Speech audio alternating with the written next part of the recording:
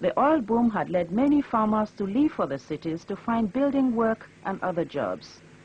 That steady drift had continued throughout the early 80s.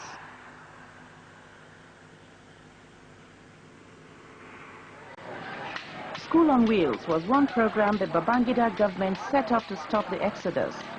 The school on a trailer travels from one area to the next and teaches young people skills they need to earn a living. So they learn where they live and find jobs there without having to move away. Schemes like this were to be run by the government job agency, the National Directorate of Employment. I think the government has adopted measures that are positively and adequately tackling the issue of unemployment. I know for now, in one of the schemes alone, over 150,000 nationwide, over 150,000 beneficiaries nationwide have been taken off the street. We find that all the products we meet in the rural setting and even in the urban setting are the byproducts of the educational system. Those who have the missed opportunities of passing the examinations at their various levels and getting forward. And they also have to live and survive, and they also have to have something to do. So this administration, realizing this, that the educational system is a enrollment in today and graduation out tomorrow. And the system enrolls 3 to 4 million every year and graduates 50,000 at the university level. So the disparity in figures is what the NDE is all about. And I believe this administration is tackling the problem right. I think the communities are generally very enthusiastic about the various projects. Not only the School on Wheels, but specifically School on Wheels for now, because it's always an opportunity for the indigenes of such communities to benefit.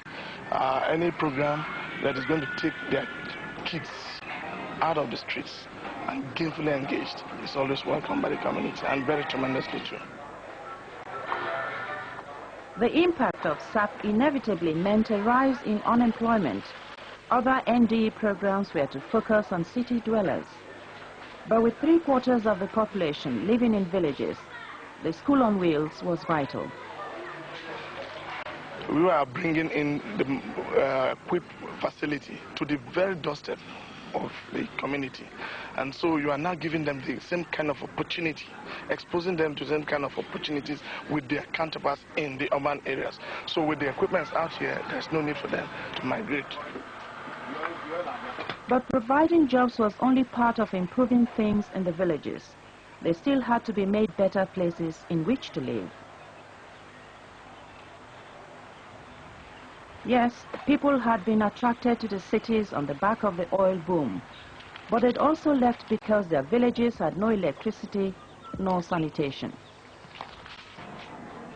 The government set up the Directorate of Food, Roads and Rural Infrastructure to tackle the problem. It touched the lives of millions of Nigerians. Shamsuddin Lamina lives in the village of Abule, Oliwo. I see a lot of differences, a lot of changes.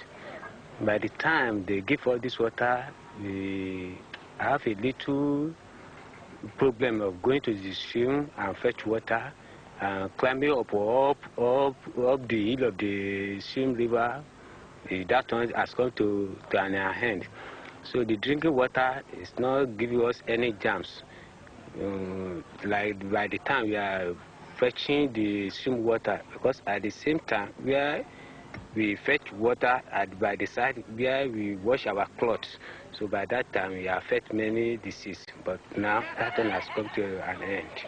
DFRI was to provide water for thousands of villages. Agriculture is a major occupation in the rural areas, but usually the wives and the children would go look for water, trekking at times 4, 5, 6 kilometers.